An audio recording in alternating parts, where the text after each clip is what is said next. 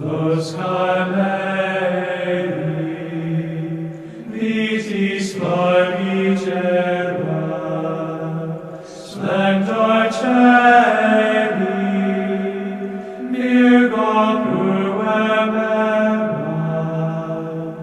singularis, mater mitis, sed The name Mount Carmel evokes the last part of a complex of heights that constitute a mountainous range in the Holy Land, today known as Israel. The range is 25 kilometers long and 12 kilometers in width, with a maximum height of 564 meters. It is plowed with valleys and has an area of 150 square kilometers. It is situated north of the Haifa Bay. To the south, it confines with the land of Caesarea, east with the plain of Esdraelon and Saron, and west with the Mediterranean. The rocks are limestone, and this has permitted the formation of numerous caves.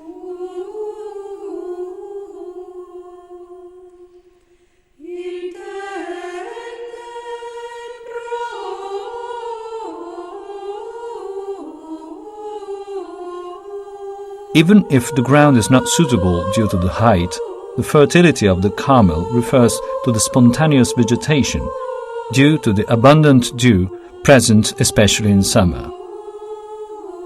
Maybe this is the reason for the meaning of the word Carmel, garden. In references regarding the biblical world, Mount Carmel is always considered as a sign of grace, of blessing and of beauty because of its rich vegetation.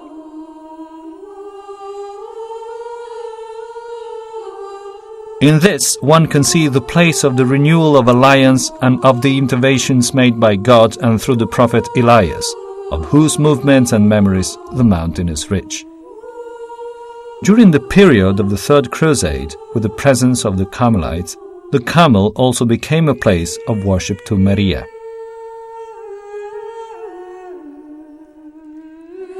The rising of the Carmelite order is connected to a group of Christians that came from Europe, who established themselves on Mount Carmel towards the end of the 12th century. In the medieval, there was the Societas Christiana, that is, a society in which the world consisted in the body and the church the soul. During the 12th and 13th centuries, this Christian society was tormented by a deep transformation that collided with the feudal system of that time. In this period, amongst the ferment that favors the Christian life, there is the appeal for an effective solitude and a separation of the activities, above all temporal. The simplicity of life as chosen calls for the research of solitary places and determines a movement called Hermetism, which expressed itself in that period in its own way and with its own characteristics. The hermits, towards the end of the medieval and during the rising of the New Age, lived individually or in groups, bound to a monastery or even as independents. They followed or did not follow the monastery laws that orientated the hermits' lives. Another way to express the conversion in that period was the pilgrimage. The pilgrim lived as well as living, poverty, mendicancy and wandering, but also emigration. Hermits established themselves in various Palestinian localities during the Crusades in the Holy Land, and therefore there was a wide expansion of religious hermetism. During the Third Crusade, a new group of Latin hermits established themselves on Mount Carmel. This group was certainly formed of penitents, hermits and pilgrims who took on the spiritual way of life of that time. Giacomo de Vitri, bishop of Acre in 1216, talked about the expansion of religious life in the Holy Land and of the Carmelites on Mount Carmel during the Crusades. Besides holy men renouncing the world and lit by the fervency of religious life, they chose, according to various preferences and desires, the most adaptable places for their intentions and for their devotion. Others, imitating the example of the holy man and solitary prophet Elias, lived as hermits on Mount Carmel, which rises near the city of Porphyria and Haifa, close to the source named after Elias. They lived in solitude, each on his own, in caves similar to beehives, where, like bees, they produced the holy honey of the spiritual sweetness. At the beginning of the charismatic experience, there is a deep correlation with Elias through the place chosen to live on Mount Carmel that establishes, because of the mentality of that period, almost a physical contact with the prophet. For the pilgrim that visited the Holy Land, Mount Carmel was the place where Elias lived, conducted his hermit life, and passed part of his life. The name Elias means Yahweh is my God. This is the name of the prophet that defended fearlessly the Jebus religion against Achab and Jezebel, promoters of the idolatrous cult in Baal. The adventures of this stern and ardent prophet had such an impact amongst the population that legendary tales were created about him. Elias is a solitary prophet that cultivates the thirst of one God and lives in his presence. He is the contemplative rapt by burning passion for the absolute God, of whom the word burnt like a torch. He is the mystic that after a long and strenuous walk learns to read the signs of the presence of God.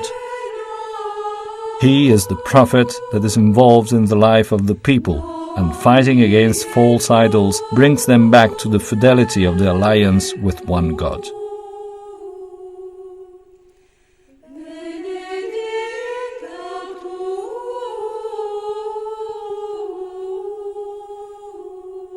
He is the prophet united with the poor and the distant, and defends those who suffer violence and injustice. From Elijah, the Carmelite learns to be a man of the desert, with an indivisible heart for God, dedicated to the service of God, a man that made a choice without compromises for the cause of God and for God, burning with passion. Like Elias, he believes in God, and he lets himself be conducted by the Spirit and by the word he has in his heart, to testify the divine presence in the world, accepting that he is really God in his life. The Carmelite sees in Elias the brotherhood experienced in the community, and with him he learns to be the channel of God's tenderness towards the poor and the humble. In this way, the Carmelite looks at the great prophet as his maestro and his model for inspiration. Maria, the mother of Jesus, the mother of the Lord of the land, and therefore the Lady of the land, that takes care of her son's servants in need. The most ancient icon is a board portraying Saint Mary of the Carmen, called La Bruna, that is venerated in the Basilica of the Carmine Maggiore in Naples. A pious tradition tells us that the Carmelites brought it with them, leaving Mount Carmel during a phase of transmigration to Europe. The choice of the Marian patronage is characterized through the dedication to Mary in the first church on Mount Carmel. The title of the Marian order was already diffused towards the middle of the 13th century. In the Virgin Mary, Mother of God and of the Church, the Carmelites find a perfect image of everything they desire and hope to be. This is why Mary has always been considered the patron of the order, of which she is also called Mother and Dignity, and that the Carmelites have always seen as the purest Virgin. Looking at her and living a spiritual life closely with her, we learn to stay in front of God and together as brothers of God. In fact, Mary lives amongst us, as a mother and as a sister, attentive to our needs, and together with us she waits, hopes, suffers, and rejoices.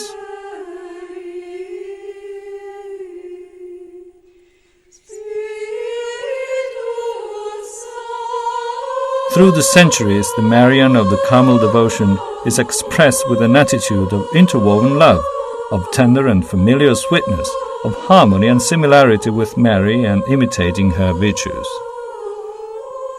It is impossible to talk about this Marian devotion without remembering the Scapular, as for many centuries the order has been symbolized in this and its relationship with Mary, its consecration to her, and the special protection.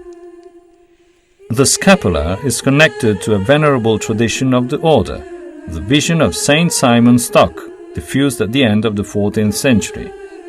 According to this tradition, the Madonna appeared to the saint holding the scapular and promising him and his monks that whoever died wearing it would be saved.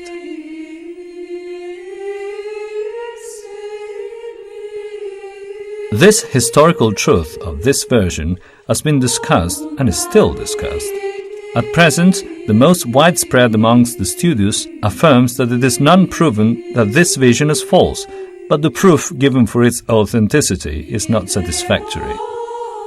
Another promise connected to the scapular and approved by the Church is the so-called Sabbatino privilege, with the liberation of the devoted to Maria as soon as possible from the purifying flames of purgatory. The diffusion of the devotion to the scapular amongst the believers starting from the 16th century was extensive, and still today it is amongst the most diffused Marian devotions in the world. The scapular, this way, helped as an instrument to extend the Carmelite family outside the circle of friars and nuns, with an extensive gathering of the other parties and of the scapular confraternity members. As a sign of membership to the Carmel, the scapular is also a sign of belonging to Maria to express the devotion to this mother and the gathering of the followers to the Carmelite family. It expresses the conviction of the member to live consecrated to Mary and under her protection. It reminds whoever uses it the commitment to live their own Marian dimension that is characterized in a life of similarity with Mary in prayer, humility, and imitation of her virtues, inviting the intimate union with God and to the generous duty of fellow man and of the Church.